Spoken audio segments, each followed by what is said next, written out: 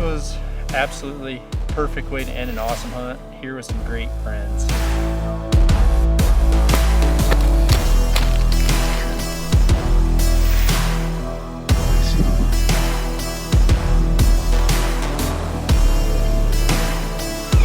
We left it all on the field or on the mountain, so to speak. So yeah, we're gonna start getting him cut up and hauled back to camp. We got back with our first loadout and we're gonna take a little break. All right, everybody.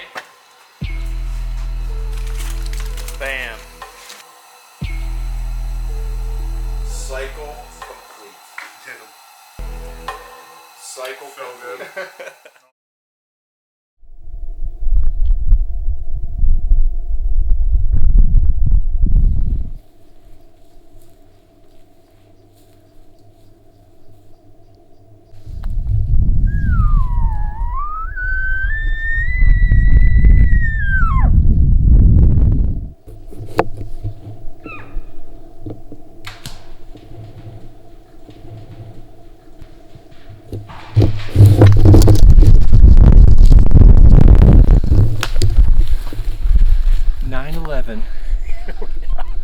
9/11. Awesome.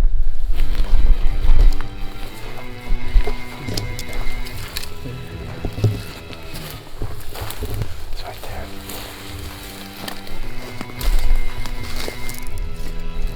Congratulations, buddy. It's a great 6x6. A little more than a year ago. We went bow hunting for the first time. Dude, I am so pumped. Oh, me too. That was unbelievable to see it play out like that. Gosh, that was awesome. That was awesome. I got the quarters off. I'm just gonna do a little bit more deboning. We're gonna take out trim meat. We're gonna take out a quarter or two, back straps, inner loins, and then we'll come back for hopefully a rear quarter each. Caleb, you won't be filming, you're packing. And I'm gonna let Andy take the head, just because that's the funnest part when you fall.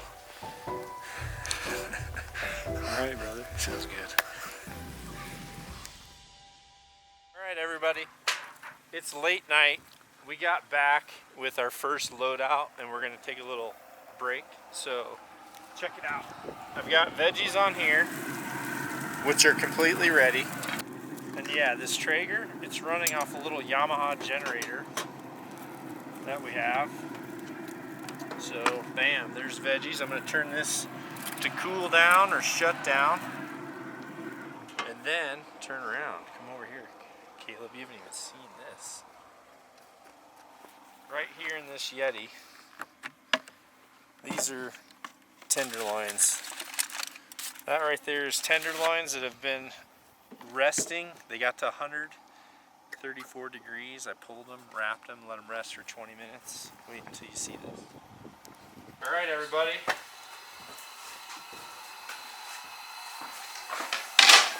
You want to see these, Barklow? Bam. Fresh off the mountain, rested. How's that, Barklow? That looks incredible. You're not, just remember, you're not hungry. No, I'm not, but I am.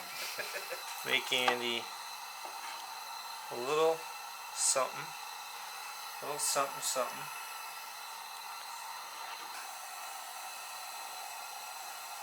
Cycle complete. Dude, Cycle so complete. good. Oh my god. Awesome, bro.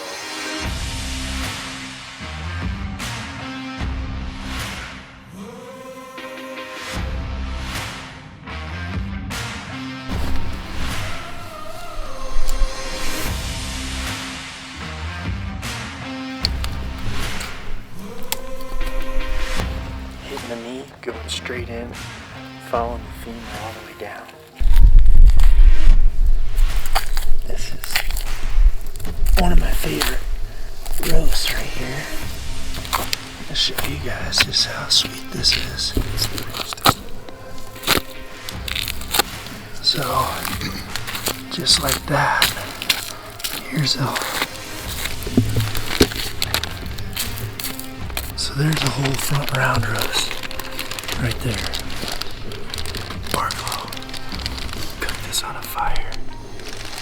Marinate it in river water so we all get sick. Yeah, this is gonna fill the freezer for at least until next season. Or when Dudley comes over and we eat it all.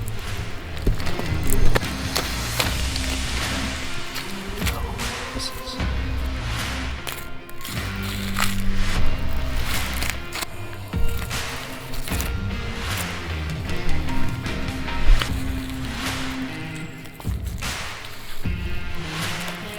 One down? Not counting, I'm just going.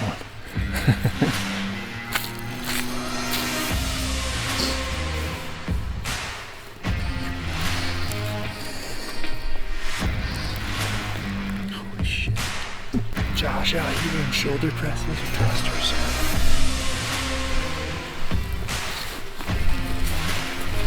Working on the front quarter. Front quarters, how I do them really depend upon what you have to do to get them out of here. Honestly, I love the whole front quarter bone on. Just based on this pack out, it's not going to happen. We're going to debone this out, so we're going to get a few slow roasts, which are great, and then a lot of Andy's. They go through a lot of burger in his family, so he's got a lot of kids.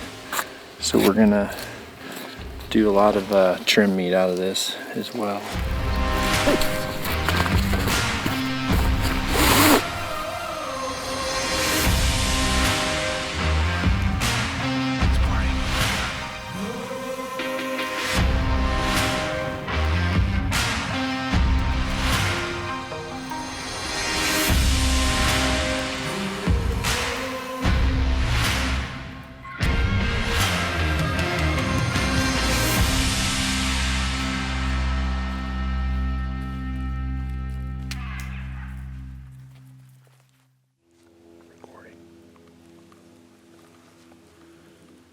He's behind the rock, I can't see him.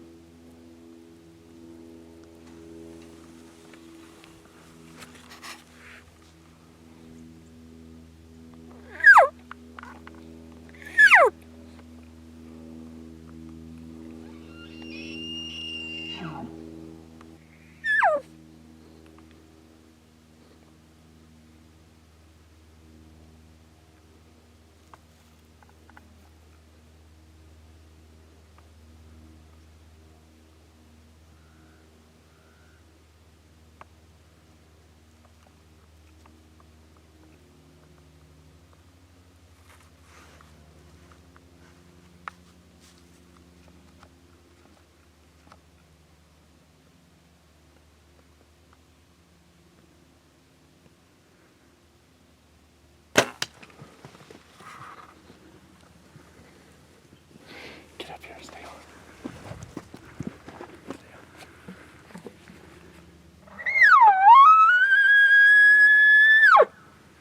I was filming.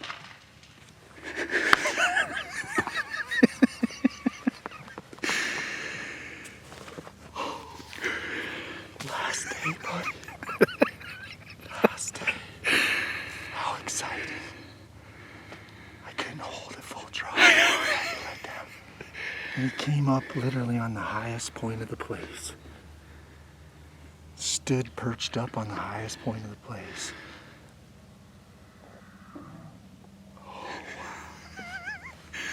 Andy's a cameraman now officially. So we saw this bull almost 2 miles off and literally called to him. He came all the way down, came all the way up this mountain, and literally drew back. And you could see I shot him right here on this peak. Shot him at 10 yards. And amazing.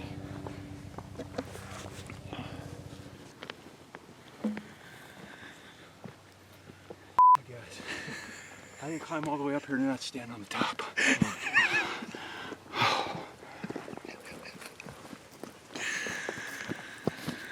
Barklow, they're piling in, man. How's that feel?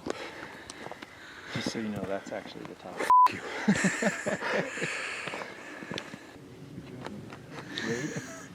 Rage in the cage. All right, here's our first blood. I'm gonna be official with this, Barklow. Here's our first blood. Literally, I actually really like frontal shots inside of 15 yards. I've written about them before, and I believe in them. Look at this. Oh, absolutely pouring out.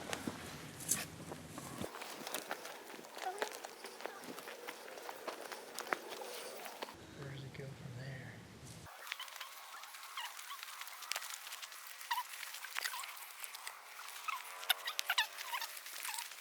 In there. Yeah, blocking the flow. Here's a huge rivet right here.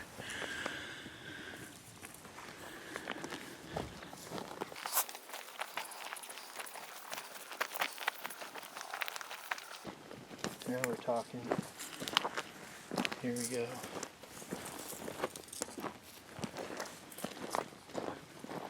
Oh, daddy.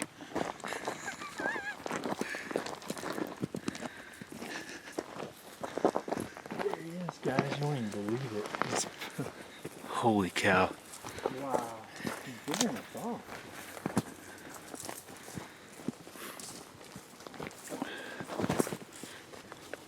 What a gnarly bull. Wow.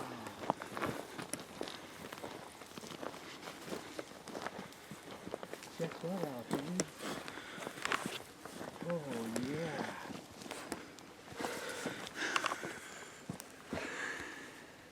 What do you think, Barklow? Look at that arrow placement.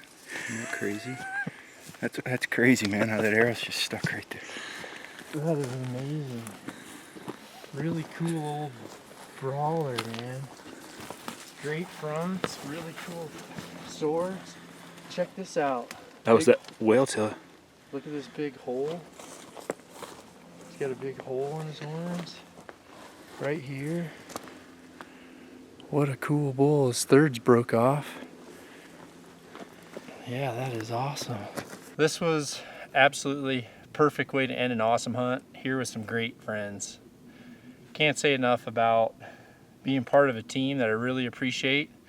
The guys that were here, we all put in long, hard miles. Literally had a few hours left, and this bull answered from possibly 700 yards. I'm not even sure how far he was. I literally cow called as loud as I could, and he stopped on a dime and turned and started to come this way. And I gave one little bugle, and I could barely hear his bugle back.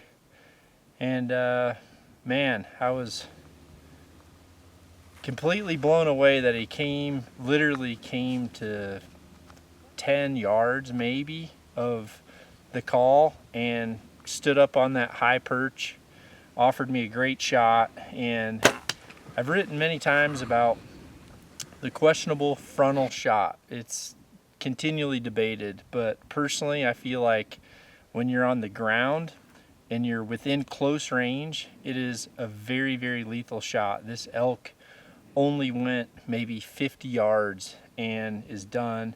We're on a pretty steep incline. This is going to be a lot of work getting him out of here, so it's not really easy for us to move him around, so we're just doing this recovery exactly where he lays. But you know, this week started out with nice weather. Just progressively went through highs and lows, and last night we were in a fog and hailstorm. Did about 12 miles yesterday and had a few hours this morning to hunt. So this is the perfect ending to an awesome Montana elk with some great friends. I'm bummed Caleb couldn't be here. He worked his butt off, but he was able to get that awesome bull that Andy shot on 9/11, and here we are on 9/15, September 15th, and I've got just an awesome bull. He's got a really unique main beam there with a big old knot on it, a growth inside, great swords. Obviously he's a fighter. He's got his third broke off, but great fronts and just the gnarliest width. Just a really cool bull, and I can't say enough about everything I used today. I shot my Hoyt RX1 Ultra. I shot the Nock on Axis with a 50 grain brass insert, a Rage Tripan. I shot the broadhead adapter ring that comes with the arrows. And yeah, I don't know what else to say. Put it exactly where it needed to be. I was shooting the Nock to it today, and also have a Nock on Elevate Rest. So literally everything that we have, I believe in. And I can't say enough about my equipment. This is my first elk with this Sitka Subalpine, and I'm wearing the Apex set. It's also my first hunt in these crispy Thors. Unbelievable, this equipment. I'm telling you, through all these elements, I could not possibly tell you that there's better gear. I'm 100% honest with that. And lastly, once again, to experience an elk that close and him to just sit there and not feel like he really didn't have any idea what we were. He was just looking at me until I was able to make that shot. Once again, perfect testimony to Hex. I'm a big believer, and with my mule deer, now a big bull elk, once again kicking off fall 2018 with a true testament to why I use what I use, because it continues to work. And I'm excited to be able to pack out this bull and throw some tenderloins on the Traeger probably by tomorrow. I see him. He's coming left to right.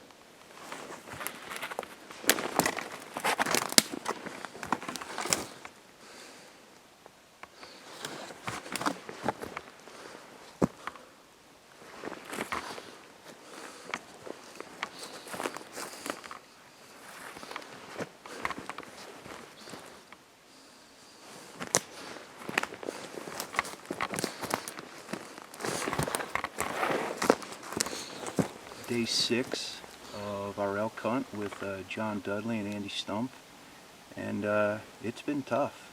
We've been putting 10, 12 miles in a day, climbing a lot of hills, going as deep as we can. Really the rut didn't kick in maybe 3 days ago when Andy shot his bull, but today was really the first day of what people would consider the traditional rut. John was able to kill a bull this morning at the top of the mountain, and this evening was really tough conditions with high winds, but we were able to slip in because of those winds, and John was able to pull this bull at one point to 10 yards, and then he swung around to try to get the wind. We had to kind of guess on the distance a little bit. There wasn't a lot to range, but when he stepped out, I was already full draw. He was somewhere around 35 yards. Hit him on this right side. We played it back. We saw blood immediately, but you know, shooting at last light, you really have to be careful. So we did the right thing, backed out, went back to camp, and we came in here 3 hours later, and the bull didn't go 50 yards. So you know, it's always good if you're not sure of the hit to just back out, and it ended up being lung and liver, and just, you know, did everything it needed to do. So really fortunate. Got a little bit of work in front of us, but we went 3 for 3 on our elk hunt in 6 days, and we left it all on the field or on the mountain, so to speak. So yeah, we're gonna start getting him cut up and hauled back to camp. You're in for a real treat. I'm just gonna say that. Just wait for it.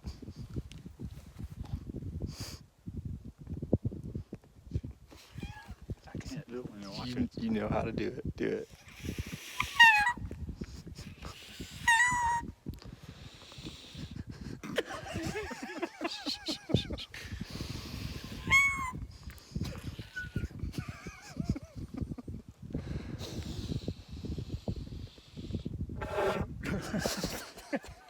We got 20 seconds left. Let's get one out. This is when you're totally desperate.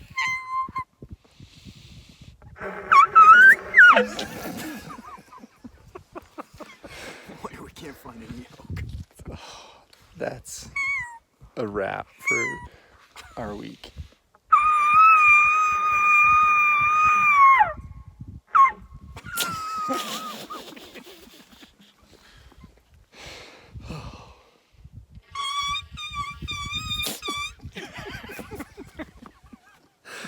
Man, is it beautiful here. We've done, I don't even know how many miles, lots, but we'll leave you with that.